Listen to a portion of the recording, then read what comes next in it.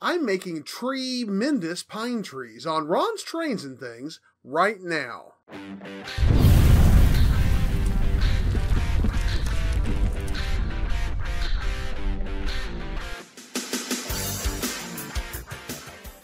Hi, I'm Ron of Ron's Trains and Things, and if you'd like to see more model railroad tips, tools, and techniques, then be sure and subscribe down below and click that little bell icon so you can catch future videos. About a year ago, I made a video about making furnace filter pine trees using bamboo shish kebab skewers. Now these make great pine trees for N-scale because they've got plenty of height to make pine trees that are realistic in size. Often the trees that we make, whether they're pines or deciduous, are just simply too small, smaller than what would be realistic or prototypical, as is true of many of the trees that we can buy commercially. Well, that video was very popular. I know many of you have seen it. It's had over 43,000 views in the last year. Sometime after I made that video, I made an addendum, which I tagged in a card in that video, about another source of pine tree trunks that I had discovered. In the original video, I talked about bamboo shish kebab skewers as well as making young trees with toothpicks. And later I found brochette skewers, which can also make yet another size pine tree. Now, as you see the three compared here, you see the bamboo shish kebab skewer, which can make an N-scale tree of about 130 feet, or an HO scale tree of about 60 feet. You see the brochette skewer, which can make an N-scale tree of about 45 feet, and the toothpick, which can make N-scale trees of about 30 feet. Well, I recently discovered another source of bamboo skewers that'll be great for large-scale pine trees. In the local grocery store, now in the barbecue season, they are carrying these bamboo marshmallow roasting sticks. These are 30 inches long, which means in HO scale, you could make a tree the height of a sequoia, over 200 feet. And in O scale, you can make a full-size pine tree up to 120 feet tall. Well, that's exactly what I'm going to do today. I'm going to try my hand at making some O-scale pine trees using these bamboo skewers and my furnace filter techniques, as well as some new techniques that I'm going to add specifically for the larger scale. So let's get started and see how these turn out. The procedure I used to make this O-scale pine tree is very similar to the one I used in my previous video. If you haven't seen that video, I'll provide a link to it in an end screen at the end of this video. The large skewers are of course tapered at the end, but the taper is pretty abrupt. I wanted to make the taper a little more gradual and at the same time add some bark texture to the entire trunk. To do this, I used a coarse wood rasp, but I used it sideways. This way the edges of the rasp points would dig in and make fine grooves rather than large gouges that it makes whenever it's used the normal way to remove large amounts of wood. I painted the trunk in two stages. First, I used a burnt umber craft paint to give the trunk a base color. I worked to make sure this color worked into all of the texture of the tree, but I didn't want to use so much paint as to fill up the grooves. I allowed this color to dry for about 30 minutes, and then I came back with a granite gray craft paint for the top color. Real trees are generally gray in color because of the weathering of the bark. I wanted to paint enough of the gray on the surface to get the right general color, but still allow the burnt umber to show through from the crevices to reveal the texture. To achieve this effect, I used a dry brushing technique. I loaded the brush with gray paint, and then I brushed most of it off on a piece of paper. Having cleaned my brush of the burnt umber on this piece of paper, I brushed the gray over the top of the removed burnt umber, mixing the two together slightly, which gave a nice blend of color. With only a trace of paint left on my brush, I brushed it lightly along the surface of the trunk, applying paint only to the highest parts of the texture on the trunk. This leaves a nice deep-looking texture on the bark of the tree. For the branch structure, I use furnace filter batting. I find the inexpensive blue filter batting works best as it's less dense than other types and gives a nice airy see-through look to the finished tree. I buy my batting in bulk rolls, which you can buy by the foot at most hardware stores. The flocking has a dense sheet of fibers on each side that's almost like a sheet of paper. This sheet does not look natural as branch structure and needs to be carefully removed. Try not to remove any more of the fibers from the center part of the filter than you have to as you do this. I cut the batting into manageable sized pieces and then I spray paint it. First I use Rust-Oleum Camouflage, the greenish brown color. I paint both sides and try to cover all of the blue. I let this paint dry to the touch and then I give it a light coat of gray primer. This gives that grayish bark color to the filter and also provides some variation of color with the camouflage to highlight shadows and texture within the tree. I took some measurements to see how many layers I would need for this O-scale tree, and I cut successively smaller squares of the filter, starting with 6-inch squares, then 5-inch, all the way down to 1-inch. I cut 4 squares of each side.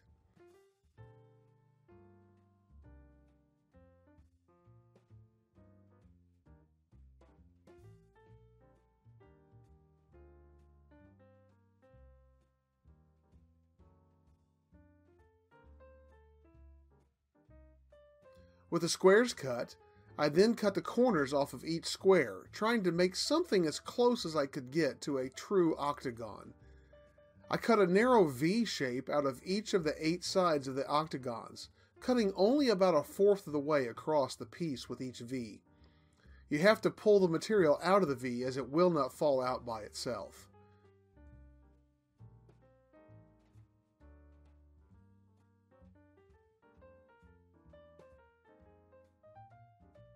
When you have done this on all 8 sides, you'll have something approximating the shape of a snowflake.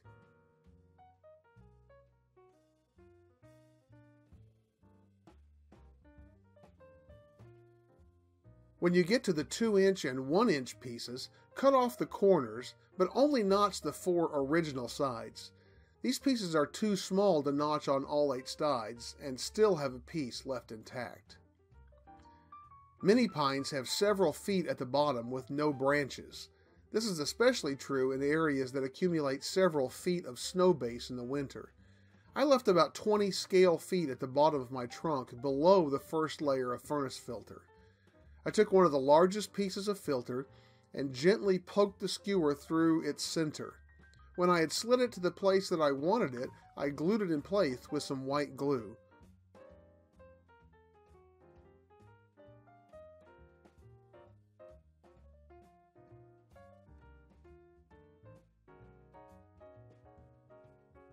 I worked the piece back and forth and around the trunk a bit to spread the glue and get good contact. I then added the second piece, leaving a bit of a gap between the layers of filter. I continued this process, installing all 4 pieces of one size of filter, then moving to the next smaller size until I had worked my way all the way to the point.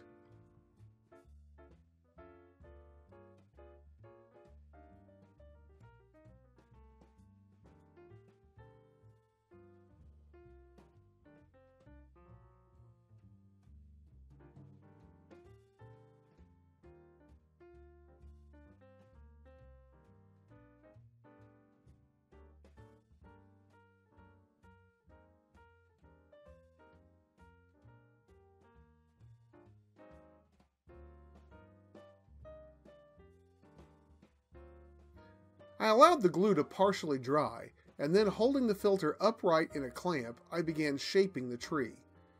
First, I stretched and separated the layers of filter vertically to close in some of the gaps between the layers and to make the tree look more integrated as a whole. I worked my way from bottom to top and then went back over it several times. The next step is what really transforms the tree from looking like a stack of furnace filters to a pine tree.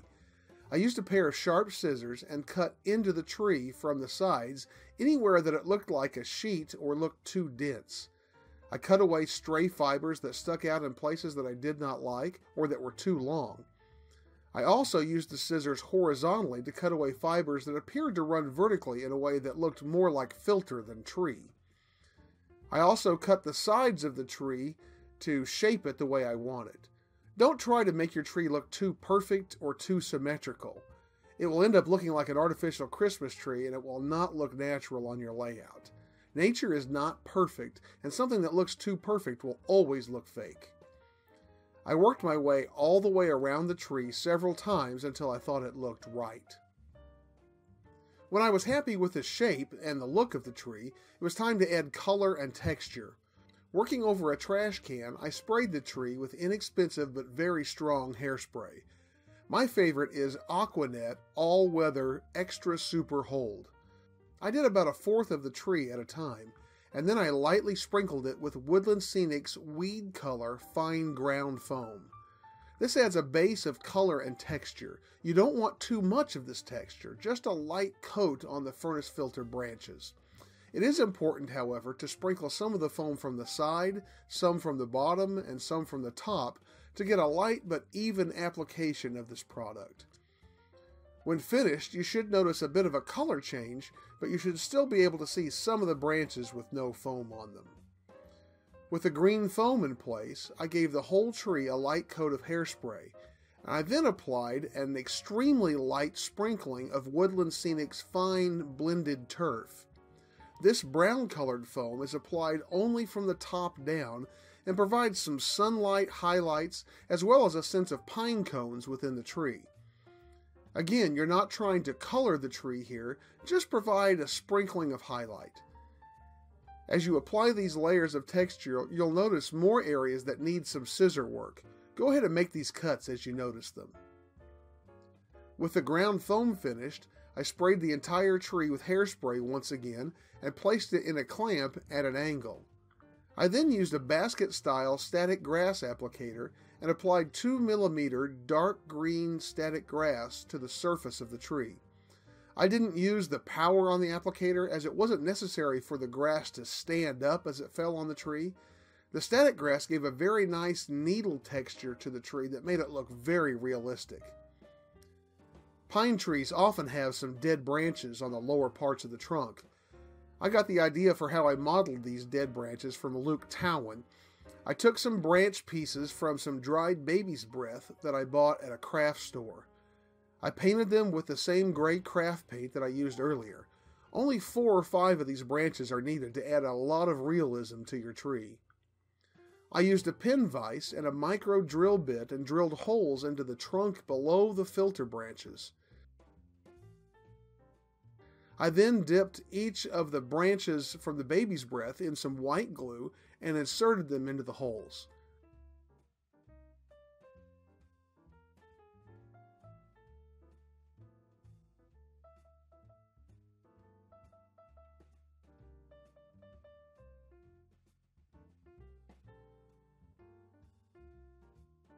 These branches really gave an extra touch of realism to these trees.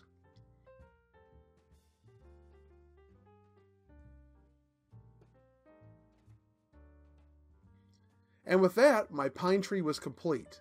I think it came out looking beautifully. For such a tall tree, the trunks are a bit thin, and if you're going to use them near the front of your layout, you would probably want to model some sort of flared root base where it connects with the ground. But these are details that can be easily added to further improve these otherwise beautiful pine trees. Well, I think this tree came out beautifully. It almost makes me wish I was an O-scaler. But clearly, these are some techniques that you can employ to make beautiful pine trees, no matter what scale you're modeling in. So I hope you'll give them a try. And if you haven't seen my original pine tree making video, I'll provide a link to it in an end screen at the very end of this video. So if you hold on just a moment, you can follow that link and check it out. Well, if you enjoyed this video, here's a link to some more videos I know you'll enjoy as well. I also hope you'll check out the description down below this video, where you'll find links to my Amazon page, my Amazon Pick of the Week, my Patreon page, and my various social media. Now, if I can just figure out where I'm going to put this thing, well, I'll worry about that later, but I hope you'll join me again next Tuesday as I'll be bringing you another great model railroading segment, and I look forward to seeing you then.